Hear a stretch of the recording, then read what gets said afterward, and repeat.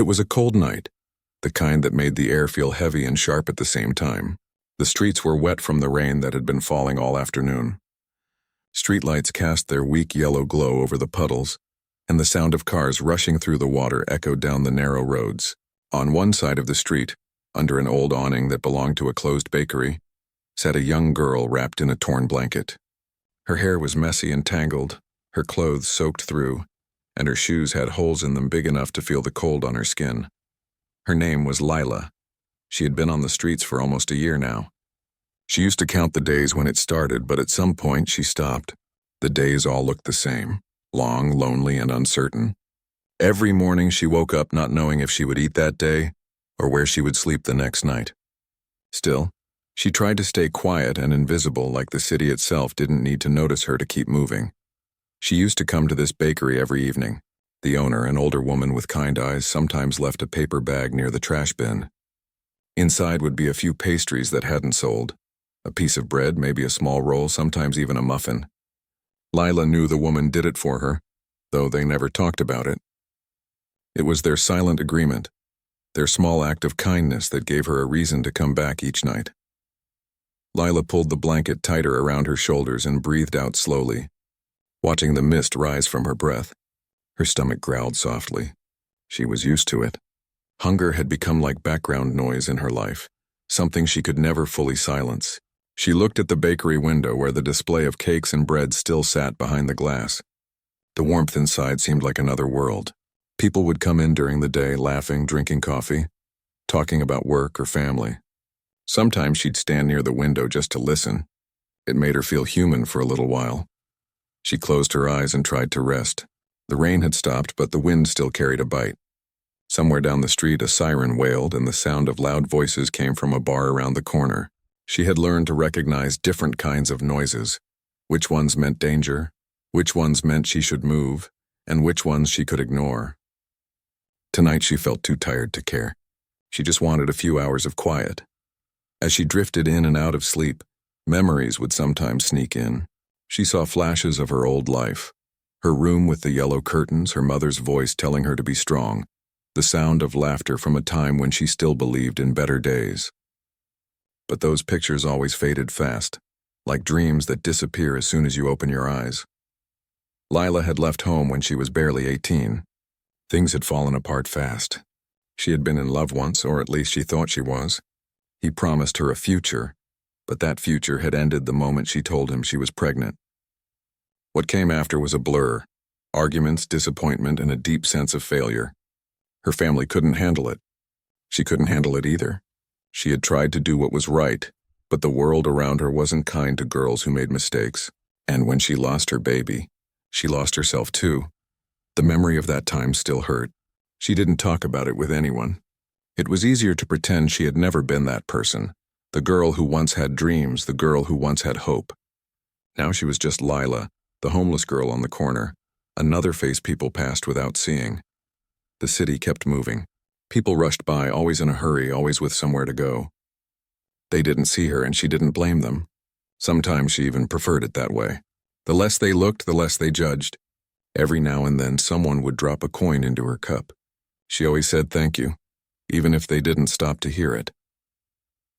A few hours later, the street grew quieter. The bakery lights went out.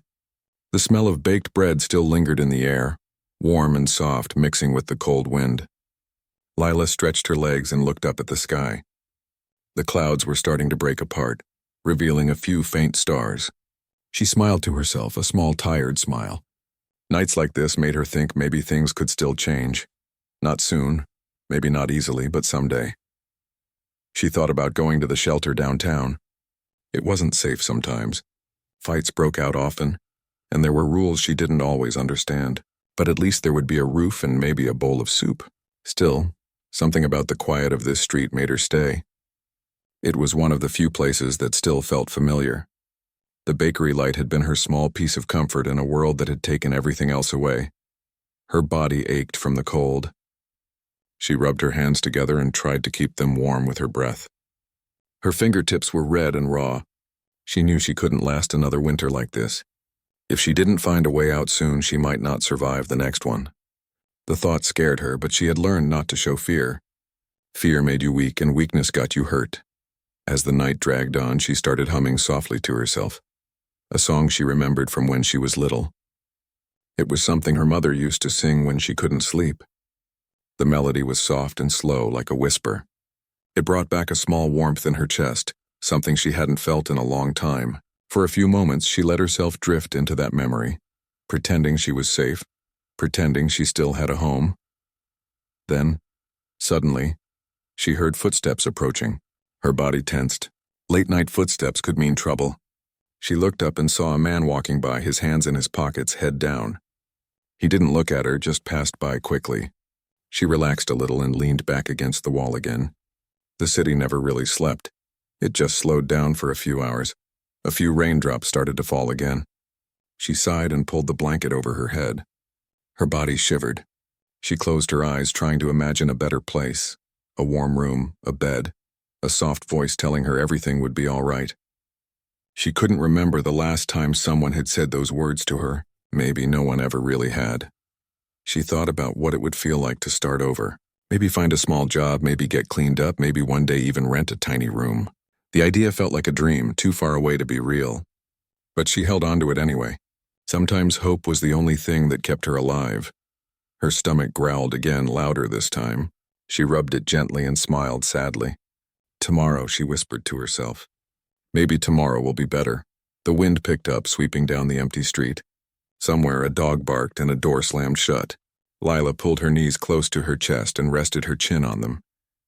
Her eyes were heavy, but sleep wouldn't come easily. The concrete beneath her was hard and damp, and the sound of the wind made her feel small.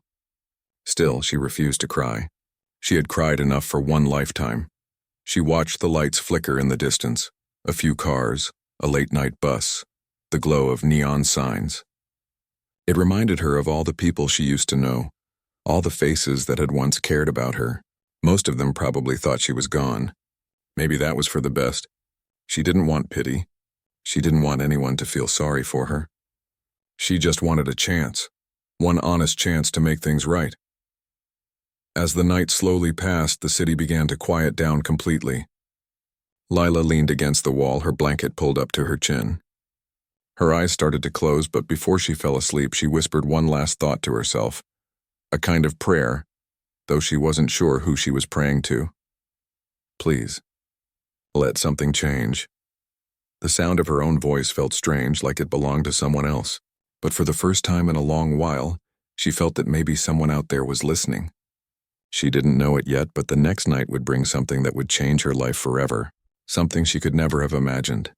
A tiny cry in the dark that would lead her to the one thing she thought she had lost forever.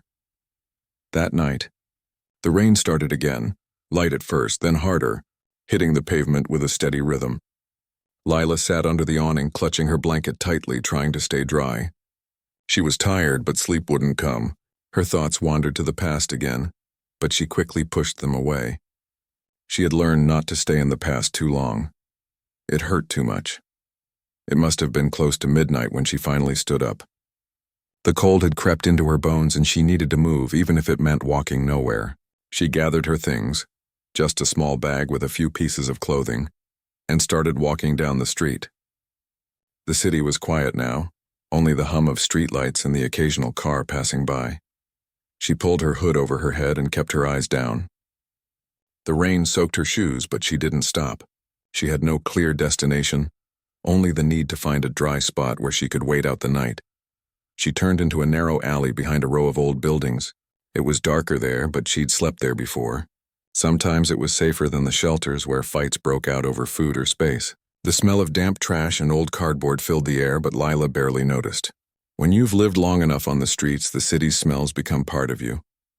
As she stepped deeper into the alley, she heard something faint, a sound so soft it almost blended with the rain. She froze. For a moment she thought it was just the wind or a cat searching for food, but then it came again.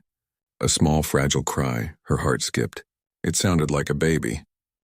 Lila stood still, listening. The sound came again, clearer this time. A weak, trembling cry that echoed through the narrow space. Her first instinct was confusion. Who would leave a baby out here? That didn't make sense. She looked around, squinting through the rain and shadows. Hello? She called softly, her voice shaking. No answer. Just another small cry, sharp and desperate. Her heart began to pound. She followed the sound, stepping carefully over puddles and broken bottles. The noise led her to the corner near a stack of old boxes and trash bags. She crouched down, pushing some of the boxes aside and then she saw it, a small bundle wrapped in a dirty blanket. The crying grew louder as she leaned closer. "Oh my God," she whispered. She pulled the blanket back gently, and there it was, a tiny baby, red-faced and shivering. Its skin was pale from the cold, its little hands clenched tightly. The baby couldn't have been more than a few months old. Lila felt her stomach twist. She looked around quickly, hoping to see someone, maybe a mother who had gone to get help, maybe anyone. But the alley was empty. The rain was falling harder now, dripping onto the small bundle. Without thinking, Lila took off her own coat and wrapped it around the baby. "It's okay," she whispered, her voice trembling. "You're okay, little one. You're safe now." Her hands shook as she held the child close to her chest. She could feel the baby's tiny heartbeat, weak but steady. The warmth of that small body against hers sent a flood of emotion through her. Fear, sadness, and something else she hadn't felt in a long time. She needed to get help. Fast. Lila looked toward the street. There was a 24-hour diner a few blocks away. The owner there didn't like people sleeping near the door, but maybe she'd help this time. Lila held the baby close and started walking, moving quickly but carefully so she wouldn't slip. The rain soaked her hair, ran down her face, but she didn't care. The only thing that mattered was keeping the baby warm and safe. She whispered softly as she walked. "Don't cry, please. We're almost there. It's okay, it's okay." The baby's cries grew softer, like it was listening. Lila's heart ached as she looked down at the tiny face, its eyelids fluttering, lips trembling. She tightened her grip, shielding the child from the rain as best she could. When she finally reached the diner, she pushed the door open. The sudden warmth hit her like a wave. A bell above the door rang, and the few customers inside turned to look. The owner, a woman with tired eyes, stood behind the counter. "Please," Lila said, her voice shaking. "I need help. There's a baby. Someone left a baby in the alley." The woman's face changed immediately. She hurried around the counter. "Oh, dear Lord," she said, reaching out. "Come here, sit down." Lila sat on one of the booths near the door, still holding the baby tightly. The woman grabbed a towel from behind the counter and started drying the child gently. "Poor thing," she murmured. "How long was it out there?" "I don't know," Lila said softly. "I just heard crying. It was all alone." The woman nodded quickly and called to someone in the kitchen. "Call an ambulance, now." Lila felt her chest tighten as she watched them work. The baby started to quiet down a little, its breathing uneven but steady. She rubbed the child's back gently, trying to help keep it warm. The woman looked at her and asked, "You did the right thing, sweetheart. What's your name?" "Lila," she said. "Well, Lila, the ambulance is coming." "You stay right here, okay?" Lila nodded, still staring at the baby. For some reason, she couldn't look away. There was something about the tiny face that tugged at her heart, something strangely familiar. The feeling made her chest ache. Minutes later, the sound of sirens filled the air. 2 paramedics rushed in, carrying a stretcher and blankets. They gently took the baby from her arms, wrapping it in clean, warm cloth. Lila felt a sudden wave of emptiness as they lifted the child away. One of the paramedics turned to her. "You found the baby?" "Yes," she said quietly. "In the alley near the bakery." "Good thing you did," he said. "Another hour out there in this weather and—" He stopped himself, not wanting to finish the sentence. "You probably saved its life." Lila nodded, but she couldn't find any words. She just watched as they checked the baby's pulse and temperature. When they carried the child outside, she hesitated. She didn't want to let go. Something deep inside told her to follow. She looked at the diner owner, who gave her a soft nod. "Go with them," she said. "They'll let you ride along." So she did. In the ambulance, Lila sat quietly while the paramedics worked. The baby's tiny chest rose and fell under the warm blanket. Lila couldn't stop watching. She felt an odd pull inside her, like she was connected to this child somehow. One of the paramedics looked at her and smiled kindly. "You did a good thing tonight," he said.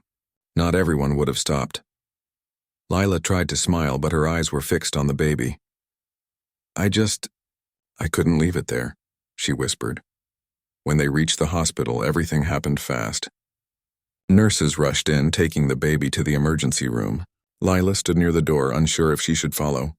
She didn't belong here, she thought. She was just a homeless girl who happened to walk by. But something made her stay. She sat in the waiting area, her wet clothes clinging to her skin, her hair dripping onto the floor. People walked by without noticing her. The smell of disinfectant filled the air. Time seemed to slow. After a while, a nurse came out and smiled at her. "The baby's stable," she said gently. "You really saved that little one. Do you want to give a statement to the police?" "They're here now." Lila nodded slowly. "Yes, of course." She followed the nurse to a small room where 2 officers waited. They asked her questions and where she found the baby, what time, if she had seen anyone else nearby. She answered as best she could, though her mind kept drifting back to the tiny face she'd just seen. The officers thanked her and told her they'd be in touch if they needed more information. When they left, Lila sat alone again. She felt tired, not just from the night, but from everything. Then the nurse returned. "You can see the baby if you'd like," she said kindly. Lila hesitated, then followed her down the hall. Inside a small room, the baby lay in a clear crib, wrapped in clean blankets, fast asleep. A small name tag read, "Unknown." Lila stood by the glass, her hand trembling as she touched it lightly. "You're safe now," she whispered. The nurse smiled beside her. "You must really care," she said softly. Lila nodded, her eyes never leaving the baby. "I don't know why, but it feels like I've known her before." The nurse gave her a puzzled look but said nothing. As Lila stood there watching the tiny chest rise and fall, a strange feeling settled deep inside her. A mix of warmth, confusion, and something she couldn't name. She didn't know it yet, but the truth behind that feeling would soon change everything she thought she knew about her past and her future. The hospital was quiet except for the soft beeping of machines and the distant footsteps of nurses moving down the hallway. Lila sat on a plastic chair in the corner of the waiting room, her wet clothes still clinging to her. She had been there for hours, unsure if she was allowed to stay, but no one had asked her to leave. She kept thinking about the baby, the tiny face, the way it had gripped her finger before falling asleep. A nurse walked by and smiled politely. "Do you need a blanket or something warm to drink?" she asked. Lila shook her head. "I'm okay," she whispered. The nurse gave her a kind look. "You're the one who found the baby, right? You really saved a life tonight." Lila nodded but didn't say anything. The words didn't sink in. She didn't feel like a hero. She felt strange. It was like something inside her had been stirred awake, something old and heavy. Every time she closed her eyes, she saw the baby's face. It wasn't just pity or fear she felt. It was something deeper, something that made her chest tighten. After a while, a young police officer came in holding a notepad. He introduced himself and asked to talk. Lila followed him to a small room with white walls and a metal table. He spoke gently, as if not wanting to scare her. "You did a good thing tonight," he said. "We just need a few more details for the report." Lila nodded. "Okay." He asked when she found the baby, what time, what the weather was like, what direction she came from. She answered slowly, trying to remember everything clearly. "Did you see anyone else in the alley?" He asked. "No," she said. "It was empty. I thought maybe someone left it there and went to get help, but no one came." The officer wrote something down, then looked at her carefully. "Did you notice anything about the baby? Any marks or anything unusual?" Lila hesitated. There was a bracelet. A hospital one. It looked new." He looked up. "You're sure?" "Yes," she said. "It was around the baby's wrist." He nodded slowly. "That helps a lot. Thank you." When the questioning was over, he closed his notepad and gave her a soft smile. "You did the right thing. That little one's lucky you were there." Lila thanked him quietly, then asked, "Do you know what's going to happen to the baby now?" "They'll contact child services," he said. "They'll make sure the baby gets care until they find out who the parents are. There'll be an investigation." Lila looked down at her hands. "Do they know who the parents are yet?" "Not yet," he said. "But we'll find out." He left the room and Lila sat there for a while, staring at the wall. Her mind felt foggy. Something about what he said didn't feel right. A hospital bracelet? That meant the baby had been born recently. But why would someone leave a newborn out there in the cold? When the nurse returned, she told Lila that the baby was sleeping peacefully now. You can see her again if you like, she said. Lila followed her back to the nursery. The baby lay in a clear crib, wrapped in soft pink blankets this time. Her tiny chest rose and fell gently, her face calm and peaceful. Lila stood there, her hand pressed to the glass. She's beautiful, the nurse said softly. Yes, Lila whispered. She is. For a few minutes, neither of them spoke. The nurse adjusted something on the monitor, then looked at Lila curiously. Do you have any children? The question caught Lila off guard. Her throat tightened. No, she said quickly, then looked away.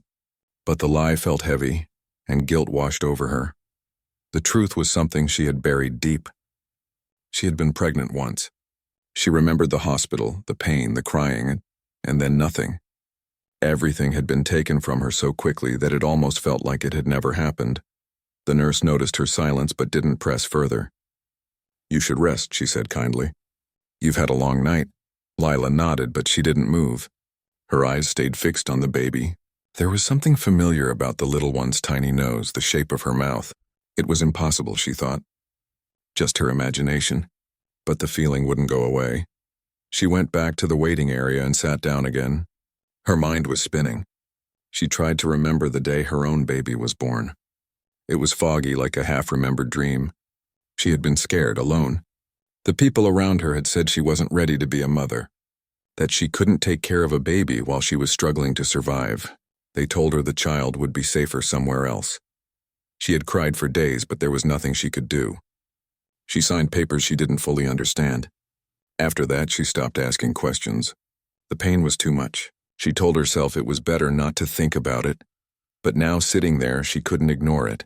The timing, the bracelet, the strange pull she felt toward this child, it all made her uneasy.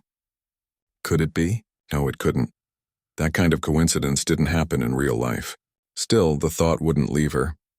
A few hours later, an older nurse came by to check on her. They're running some tests, she said. The baby's going to be fine. That's good, Lila said quietly. The nurse smiled kindly. You should be proud of yourself, dear. Not many people would have gone into that alley. You've got a good heart. Lila forced a small smile. I just did what anyone would do. But she knew that wasn't true. Not everyone would stop. Some people would have walked away, afraid or too busy. She hadn't even thought about it. Her body had just moved on its own. She decided to stay a little longer, sitting near the window. The rain had stopped outside, and the sky was starting to lighten with the early signs of morning. She watched the city come alive again. Cars moving, people rushing, life continuing as if nothing had happened. Then she noticed 2 police officers talking with a doctor at the nurse's desk. Their voices were low, but she caught a few words: hospital bracelet, missing file, an adoption agency. Her stomach twisted. She couldn't help but listen. The doctor looked serious, flipping through some papers. One of the officers leaned closer, showing him something on a tablet. Then the doctor said something that made Lila's heart skip. It matches the name. The officers nodded and left down the hall. Lila's mind started racing. What name? What were they talking about? A few minutes later, the young officer who had spoken to her before came back.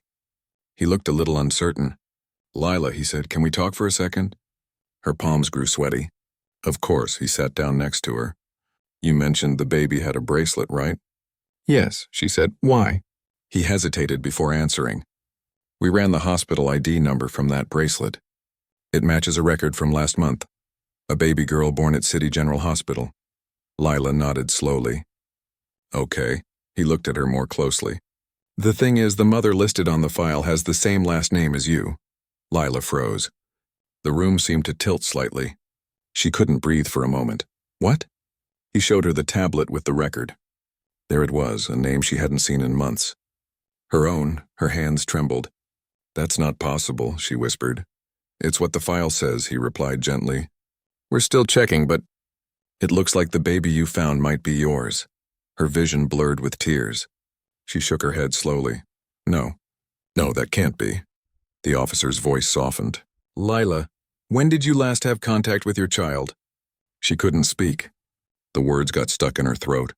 Memories flooded back. The hospital, the nurse taking the baby from her arms, the promise that she'd be cared for, that she'd have a better life. But what if that promise had been broken? I don't know, she said finally, her voice barely a whisper. They told me she was gone, that she was taken somewhere safe. The officer nodded quietly. We'll find out what happened. For now, just rest. You've been through a lot. When he left, Lila sat there numb. The thought that the baby she had rescued could be her own daughter felt too big to understand. Her mind refused to accept it, but her heart already knew. That strange connection she had felt wasn't in her imagination. It was real. She went back to the nursery one last time before leaving. The baby was still sleeping, her tiny hand resting near her face. Lila placed her palm on the glass again and whispered, "It's really you, isn't it?" Her tears fell quietly as she smiled through them. "I found you," she said. "I didn't even know I was looking. But I found you." Outside, the morning sun began to rise, casting a warm glow through the hospital windows. Lila stood there watching her child, not realizing that this was only the beginning of a much harder journey, one that would test every bit of strength she had left. Lila barely slept that night. She sat in the hospital corridor, her hands shaking, her thoughts tangled in disbelief and fear. Every few minutes she looked toward the nursery window, where the baby slept peacefully. Unaware of the storm that had just begun, the officer's words replayed in her head over and over. "It matches your name." How could that be? How could the baby she found on the street, half frozen and alone, be her own child? It didn't make sense. Yet deep down, something inside her already believed it. The feeling she'd had the moment she held that tiny body in her arms. It wasn't random. It was something real. Something no document could explain. The nurse from earlier came by with a cup of tea. "You should drink something," she said softly. "You've been sitting here for hours." Lila nodded, her voice barely a whisper. "Do you know what's going to happen now?" The nurse looked unsure. "The police will handle the investigation. There'll probably be a DNA test just to confirm everything. But don't worry, the baby's safe." Lila clutched the warm cup in her hands, staring into the steam. "I'm not worried about her being safe," she said quietly. "I'm worried about what they'll find out." The nurse hesitated, sensing there was more behind those words. "Did something happen when you gave birth?" Lila swallowed hard. I was told I couldn't keep her. They said I wasn't ready. I was alone, and they said it was better for the baby to go to a foster home." The nurse's eyes softened. "And you never saw her again?" Lila shook her head. "No. I tried to ask once, but no one told me anything. They just said she was fine, and that was it." The nurse sighed quietly. "That must have been hard. It broke me," Lila whispered. "I thought I'd never see her again. But now," she looked toward the nursery window. "Now she's right there." They sat in silence for a while, the hum of machines filling the space between them. Later that morning, a doctor came by with 2 police officers. They asked Lila to come with them to a private room. She could feel her heart beating fast as she followed. Inside, the doctor spoke gently. "Lila, the police told me about the possible connection between you and the baby. We've taken a DNA sample from her, and if you agree, we'll take one from you too. It's just a simple test." Lila nodded quickly. "Yes, please. Do it." The doctor smiled softly. "All right. We'll have results soon. It might take a few days." The officer added, "In the meantime, we're looking into how this happened, how your baby ended up on the street. There may have been a mistake or something more serious." Lila frowned. "What do you mean?" The officer hesitated. "The foster home that was supposed to care for her reported her missing 2 days ago. But there are some irregularities in their reports. We need to figure out if this was neglect or something intentional." Lila's chest tightened. The thought that someone could have hurt her baby, left her out there in the cold, made her stomach twist in pain. "Who would do that?" she whispered. "That's what we're going to find out," the officer said. After they left, Lila sat quietly, trying to process everything. The more she thought about it, the angrier she became. Not just at whoever left her baby, but at the whole system that had taken her child away in the first place. She had made mistakes, yes, but she had loved that baby. She had wanted a chance to be a mother. Now, sitting in that hospital, she realized that fate had given her another chance, even if it came in the most unexpected way. The next few days passed slowly. Lila stayed near the hospital, sleeping in the waiting area or sometimes in a shelter nearby. The nurses let her visit the baby each day. She would sit beside the crib, talking softly, telling stories even though the baby was too young to understand. "You don't know me yet," she whispered one afternoon, stroking the baby's tiny hand. "But I know you. I've missed you every single day. I didn't know where you were or if you were safe, but somehow you came back to me." The baby stirred and let out a soft sigh, her small fingers wrapping around Lila's thumb. That small touch was enough to bring tears to her eyes. One of the nurses who had been watching smiled. "You're a natural," she said. Lila smiled faintly. "Maybe I just never stopped being her mother." The nurse nodded, touched by the quiet strength in her words. Later that evening, the police came back with an update. The young officer looked tired but calm. "We found out more," he said. The foster home where the baby was placed had been under investigation for poor care. It seems the baby was left unattended for hours, and one of the caretakers panicked when she realized the child had gotten sick. Instead of taking her to the hospital, she left her outside thinking someone would find her. Lila felt her heart drop. She just left her? Like trash? The officer sighed. "I'm sorry. We've arrested the woman responsible. The home will be shut down." Lila wiped her eyes with the back of her hand. "Thank you," she said softly. "Thank you for finding out." The officer nodded. "The DNA results should be back tomorrow. I'll make sure you hear first." That night, Lila couldn't sleep. She sat by the hospital window, watching the city lights. For the first time in years, she felt something stronger than fear. She felt purpose. If the test confirmed what she already knew, she would do everything to get her child back. No matter how long it took. The next morning, the doctor called her into the office. The look on his face told her the answer before he even spoke. "It's a match," he said softly. "The baby is your daughter." Lila covered her mouth with her hand, tears spilling down her cheeks. "It's really her?" "Yes," he said with a gentle smile. "There's no doubt. She's yours." For a moment she couldn't breathe. Then she laughed and cried at the same time. The kind of cry that comes from years of pain finally breaking open. The nurse beside her hugged her tightly and Lila whispered, "I got her back. I got her back." But the joy quickly mixed with fear. "What happens now?" she asked. "Will they let me keep her?" The doctor looked at her carefully. "That will depend on the authorities and child services. They'll want to see if you're in a stable place to care for her, but they'll consider the fact that you found her, and that's powerful." Lila nodded slowly. "Then I'll do whatever it takes." Over the next few days, she met with social workers who asked questions about her life. Where she lived, if she had a job, if she had family. She answered honestly.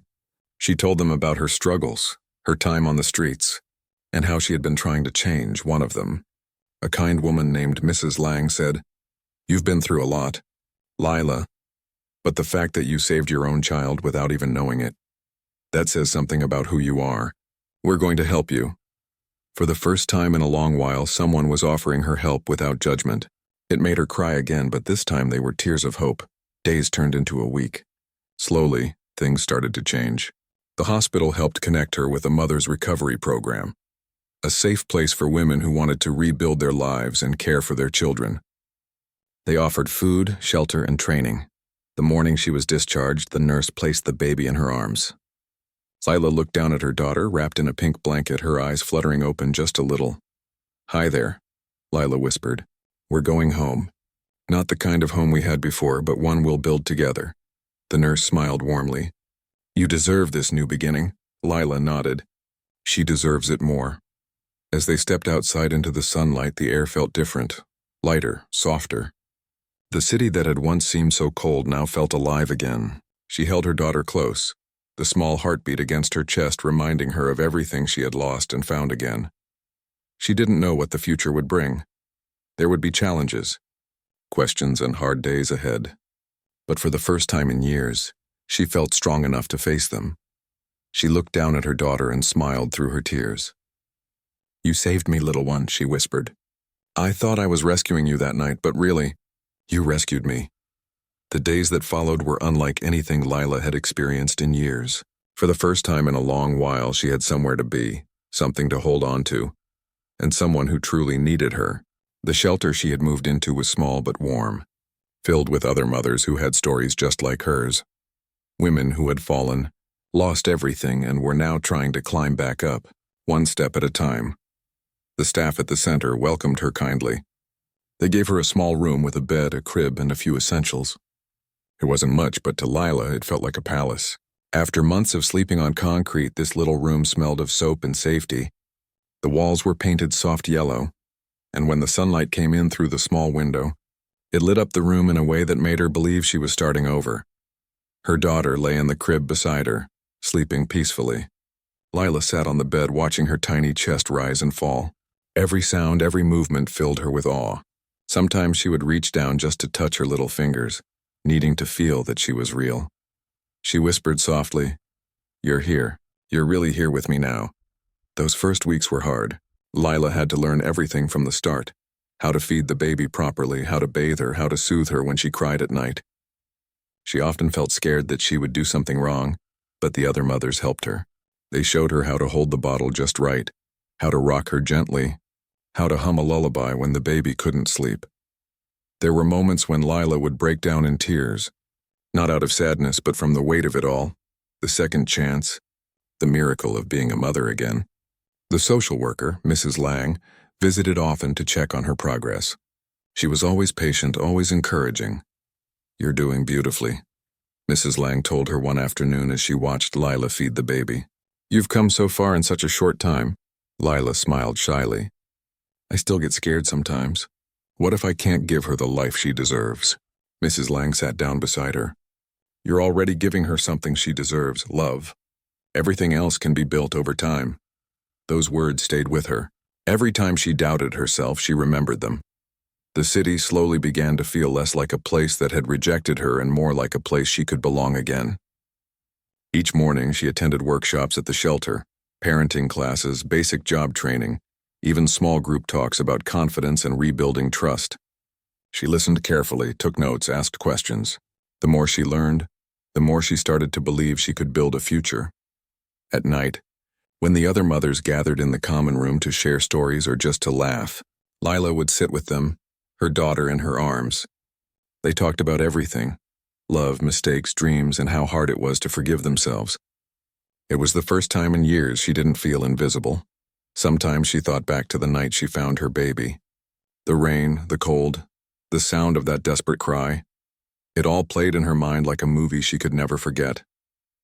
If she had decided to walk a different way that night, everything would have been lost. She often whispered a small prayer of gratitude before bed. "Thank you for leading me there," she would say quietly, her eyes on her sleeping child. "Thank you for not letting me give up." Weeks turned into months. Lila's hair grew healthier, her face fuller. The circles under her eyes began to fade. She started helping around the center, cleaning, cooking, watching other mothers' children while they attended classes. She wasn't just surviving anymore. She was growing. One morning, Mrs. Lang arrived with papers in her hand and a smile on her face. "Lila," she said softly, "I have good news." Lila stood still, holding her daughter on her hip. "What is it?" "The court has officially granted you custody," Mrs. Lang said. "You are now her legal guardian.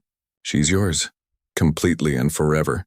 Lila froze for a moment, unable to speak. Her eyes filled with tears as she hugged her daughter close. "Mine," she whispered. Mrs. Lang nodded. "Yes, yours."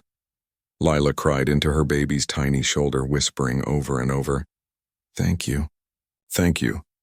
That night, the women at the shelter held a small celebration. They brought out cupcakes and candles, and everyone gathered in the dining room. Someone played soft music from a phone, and the babies giggled as the mothers clapped along. Lila looked around, overwhelmed by how far she had come. From the streets, from the dark corners of the city, from the emptiness that had nearly broken her. Later, when everyone had gone to bed, she sat by the window, the baby asleep in her arms. The moonlight poured into the room, silver and calm. "You saved me, little one," she whispered. "I thought I was the one rescuing you that night, but really, you were leading me back to life." Her daughter stirred and made a small sound, and Lila smiled through her tears. In the weeks that followed, she began to dream again. She wanted to find work, maybe at a bakery or a small shop. She liked the idea of being around people, of earning her own money. The shelter helped her fill out forms, apply for jobs, and prepare for interviews.